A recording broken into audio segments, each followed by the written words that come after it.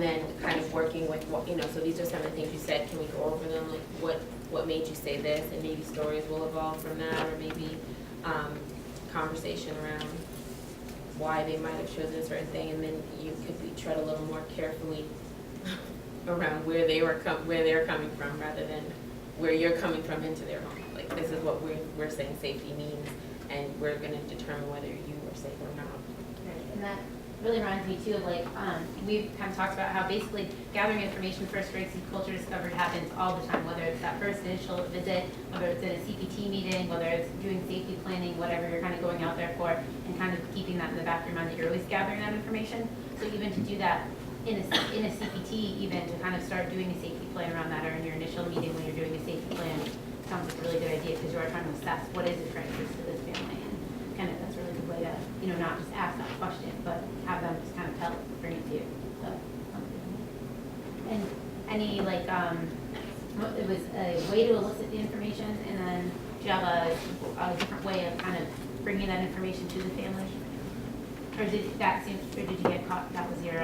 Yeah, that was the culmination of our Sounds good. wonderful. Sounds beautiful. So it's the activity of word association, and then it's the telling of the story around why that word was chosen. A tour. Right. A two for one. All right. Who would like to go next? So I chose the social part, and my partner had an emergency call. But one of the things that we kind of try and do is that we bring stickies to the home, and we have markers, and we have all the kids, even if they're 5. I've had clients as young as 4, and of course with assistance. Just have everyone in the room write up to at least 3 activities of things that they like to do, whether it's coloring, whatever it is that they like to do. And then we would all pick one and quickly just put it down on the table, and then we'll each say why we like each activity. And then that just engages everyone in. And then, so after we have that activity and everyone shares, then I kind of just ask the family members, are there current things that you could do with your family? Like, do you have a fun Friday? Do you have a fun Tuesday? Do you guys like to play certain board games? And that's how we kind of just get that topic started, develop it that way. We do something similar to our kids.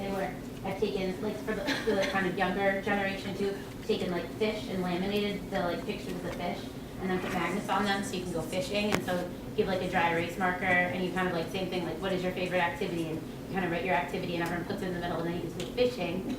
And then you kind of have to maybe guess whose favorite activity that was, or kind of like talk about why you like that activity or things like that. But it's similar, like to get those little, these little members of the family also just as engaged in the process. So that's wonderful. All right, next. So we were focusing more on older adolescents and young adults, and especially those who may not be living with a caregiver right now. Yeah. And so an activity that we're talking about that we've done with that age group is to ask them, especially if they're not living with a caregiver, what are some of the last couple of places that they have lived, and to actually go get in the car and drive past where they've lived, and maybe stop, but then just elicit stories from that. So what was it like? Who did you live there with? What was that like? What do you remember from there? And you get just a wealth of, it brings up all the stories. It's like, oh, I remember we had, a party there, or I lived there with so-and-so, or we had to move from there because we got evicted, or, all kinds of stories that really touch on this whole list of. Reminds me of going to my friends from college's hometown, if I'm coming to mine, and like, this is where high school, this is where, Jimmy. It's a very natural way. That was wild. It's Yeah, about the that's story. Yeah. right. We all know how car rides are the best place to have Yeah. conversations. And again, it prompts your brain that remembers it instead of you just being like, oh, I don't know. Right, the visual is really important. Right, absolutely. Wonderful. Who loves to go next? A couple more. We'll go. Okay. So we chose social as well, and some of the questions that we first talked about, maybe potential questions to ask to get a conversation going about some of the family's social culture. What do you do for fun? What are some of your hobbies? What does a typical weekend look like for you? Some of the out-of-the-box questions that I thought that we said were really nice. I've seen this one before where we asked families who were the 3 last visitors in their home, and it kind of gets you into that realm also of maybe developing natural supports. You're asking them socially what their social life looks like, but at the same time seeing, you know, who are the people that are coming in and out, how comfortable. If you're comfortable enough to let someone in your home, you might be comfortable enough to let them in to a CPT meeting, you know, and to have them be part of your team.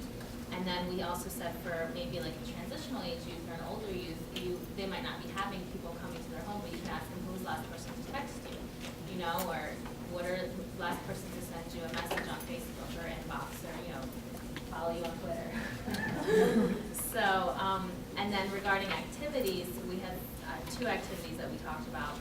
One was if you observe, you know, you go into a family home and there's a lot of pictures everywhere, and, you know, asking them to bring a couple pictures out and talk about some of the gatherings or get-togethers that they've recently had, parties or something.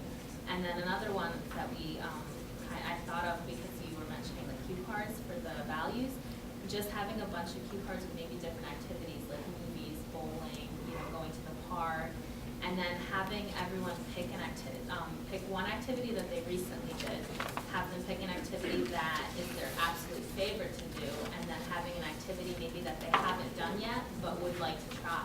And I think that would be helpful with youth. I've had experience with some youth that their typical response to everything is, I don't know. Yeah. So you'd ask, like, what do you like to do? I don't know. Well, who are your friends? I don't know. And so this way it's kind of, it's a little forceful, but it's allowing them to really, because we all said that having blank ones that they could write something in, because, you know, you might not really know what they like, or it might be something totally out of the box that they do that's different. So it just, you know, it guides you into that direction, but it allows it to be kind of free so that they really can come up with some creative things. And that also works with engagement, because maybe if they like bowling or whatever, you could go out bowling together and, you know, be able to continue to explore some of these for the SNCD as well as for the actual process. Right, absolutely. They kind of, we've also kind of talked about too how, you know, getting the answers to some of these questions is almost like not enough. Like, so you celebrate Christmas, so you give gifts to your child on their birthday, so you know, discipline your child in this way. Like, why is it that you do that? Right. Like, can you remember like when you started doing that tradition, or, you know, was that something that you did growing up, or, you know, kind of to get that, you know, kind of get them thinking. Because I think in our own lives, we don't necessarily kind of, this is just what our lives were, and kind of just developed, and that we don't, you know, think twice. It's a great segue. So on the back of the Strengthening Culture Discovery template, some of you may have already seen it, a little joke about culture, but, you know, add some humor here. If you read that already. So the point of this joke is that the act itself might be the same, but the meaning behind it is completely different. And so when we're talking about celebrating Christmas, I still put the tree up and decorate it with lights and stuff like that, but what Christmas to me and my family isn't the same thing as what it was for my grandparents or their grandparents.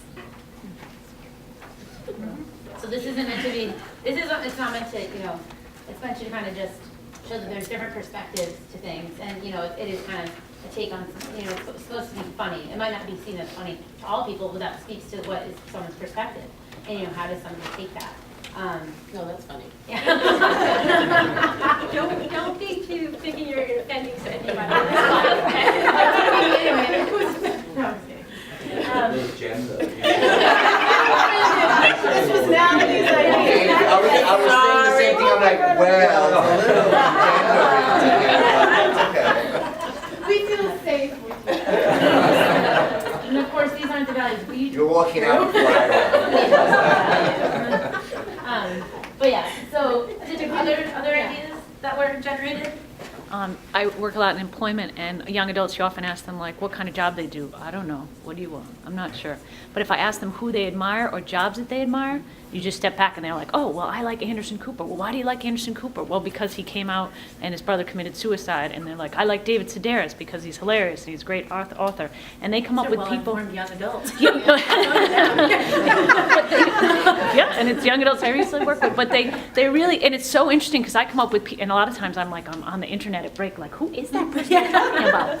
So I'm not as hip as I thought I was, but it's fascinating. And then they talk about why they admire that person, and I say, I want to be a writer because of this person. I want to be this. And it can be jobs too if they don't know people, because sometimes you don't know people, and sometimes, you know, there is a culture shift, I'll say, you know, and the most interesting point is why they like that person. you know, like why they like a certain musician, and they might be like, well, because of all the work they've done in, you know, some certain group. So it's a great way to get out what the young adult wants to do without saying like, who really knows what they want to do, who knows what they want to be, and never mind if you're a young adult in transition with a lot of, as we heard today, starting community college, not working on things like that. And it's fantastic, and it generates like wonderful conversations. And it's very simple to do. Who do you admire? What jobs do you think are cool? And it could be, I know we got a lot of young adult risk takers in the room, you know, it could be like washing windows, high-rise washing windows. Well, why do you like that? Well, because I want it to be different every day, you know, things like that. So. Yeah, and I could also think of like, you know, sometimes it's thought of like families, like, you know, jobs are passed down from generation to generation sometimes, Right. but also sometimes not. Right. And so even like thinking of like, again, like the, you know, 5 people who are closest to you and what jobs do they hold, and kind of like, what do you think of their jobs, like, and kind of like ruling jobs out too, because I think sometimes that's just as important as ruling things in. Absolutely, You know, absolutely. yeah. And it can be people they admire. Some say their mom, some say their dad, some say their uncle that you wouldn't get to, like, oh, my uncle's in, you know, lives way far away, but he's in, you know, film or something. Yeah. Oh, why does that interest you? Yeah, and it generates a lot of stuff. And also says, yeah, my father, you know, might have pushed papers or my mother pushed papers, and I don't want to do that. Right, right. So then you cannot explore that. Sounds good. Other ideas? Anybody? You guys in the back, anything? Did you have, or were you part of it? No. I'll talk. We did family and culture. Right, stick around. So the questions we came up with were, for family culture, was how do you make decisions in your family, or how do you do things different or the same from your parents or your family? And an activity that some of our ICCs have done is complete a genogram or a family tree with the family, and ask them if Johnny wanted to talk about school or wanted to talk about their girlfriend,